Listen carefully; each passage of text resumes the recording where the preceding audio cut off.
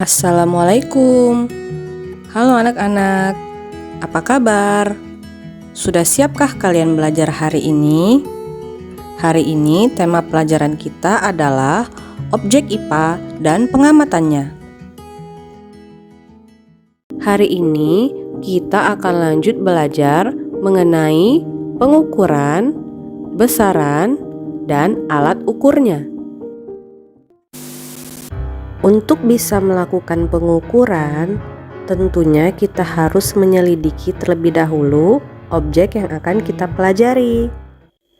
Dalam IPA, penyelidikan ilmiah memiliki beberapa tahapan yang harus kita kuasai. Ada 3 tahapan dalam penyelidikan ilmiah. Yang pertama, melakukan pengamatan atau observasi. Dilakukan dengan menggunakan panca indera, termasuk melakukan pengukuran dengan alat ukur yang sesuai. Pengamatan dilakukan untuk mengumpulkan data dan informasi. Kedua, membuat inferensi, yaitu merumuskan penjelasan berdasarkan pengamatan. Penjelasan ini digunakan untuk menemukan pola-pola atau hubungan antar aspek yang diamati dan membuat perkiraan sementara atau hipotesis. Dilanjutkan dengan eksperimen pembuktian hipotesis dan membuat simpulan hasil percobaan. Yang ketiga, mengkomunikasikan. Mengkomunikasikan hasil penyelidikan baik lisan maupun tulisan. Hal yang dikomunikasikan termasuk data yang disajikan dalam bentuk tabel, grafik, bagan, dan gambar yang relevan.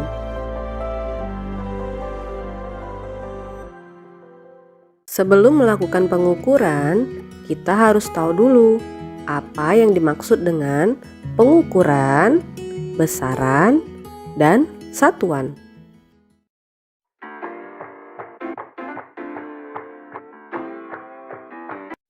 Pengukuran atau mengukur adalah kegiatan menentukan atau membandingkan sesuatu yang diukur dengan alat ukur.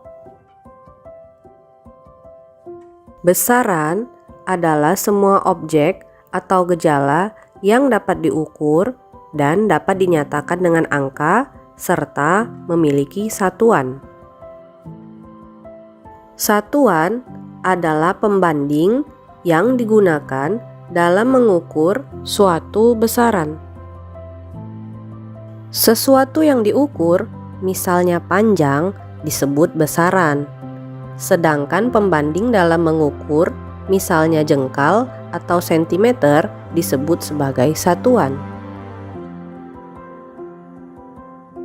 Karena ukuran panjang jengkal tangan setiap orang berbeda-beda, maka diperlukan satuan yang disepakati bersama untuk semua orang.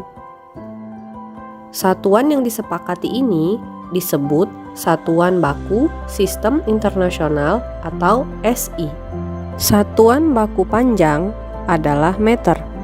Satuan baku massa adalah kilogram. Dan satuan baku waktu adalah sekon. Mengapa kita tidak mendeskripsikan pengukuran menggunakan kata sifat?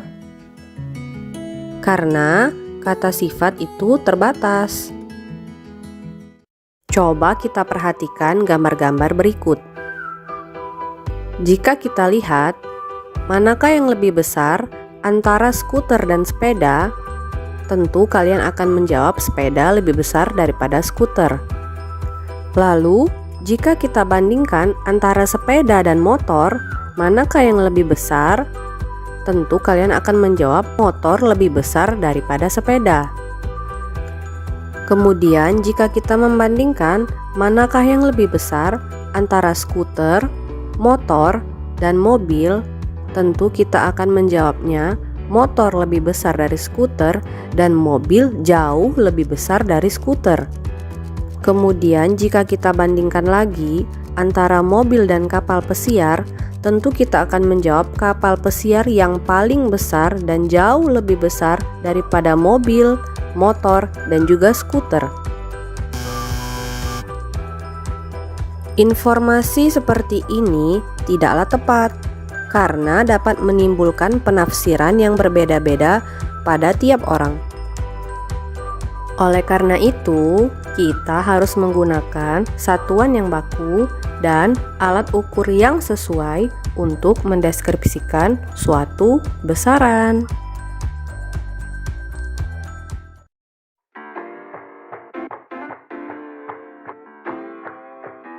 Besaran pokok adalah besaran yang satuannya didefinisikan.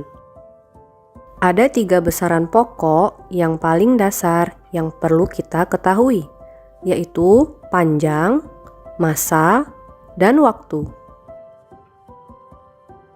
Satuan besaran panjang adalah meter dan dapat kita ukur dengan menggunakan penggaris, pita ukur, jangka sorong, meteran gulung, dan mikrometer sekrup.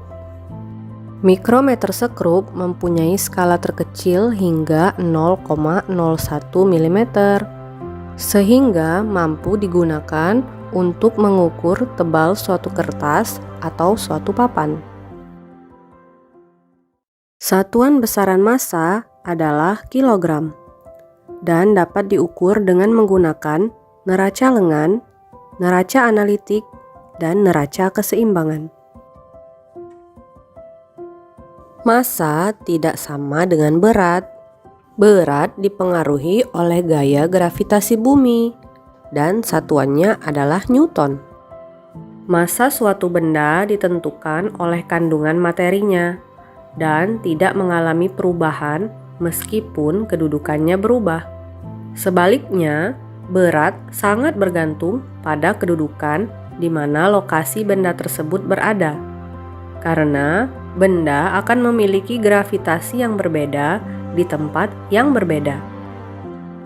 Ketika seorang astronot sedang berada di bulan atau di luar angkasa, dia akan kehilangan berat tubuhnya hingga tersisa hanya 1/6 dari berat tubuhnya saat berada di bumi.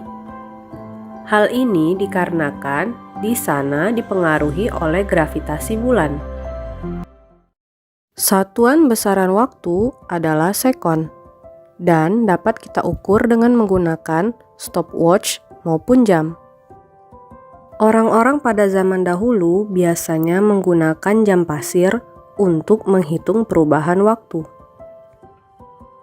Seiring dengan berkembangnya zaman dan peradaban, fungsi dari jam pasir digantikan dengan alat penghitung waktu yang lebih modern dan efisien seperti jam dan stopwatch yang biasa kita lihat pada masa sekarang.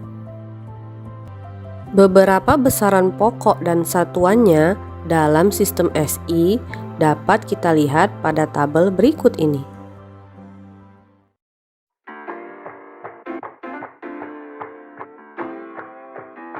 Besaran turunan adalah besaran yang diturunkan dari besaran pokok. Besaran luas satuannya adalah meter persegi. Didapatkan dari hasil perkalian besaran pokok panjang dan lebar. Besaran volume satuannya adalah meter kubik. Didapatkan dari hasil perkalian besaran pokok panjang, lebar, dan tinggi. Besaran konsentrasi larutan satuannya adalah gram per liter. Didapatkan dari hasil perbandingan massa terlarut dan volume pelarut. Besaran laju pertumbuhan satuannya adalah sentimeter per hari.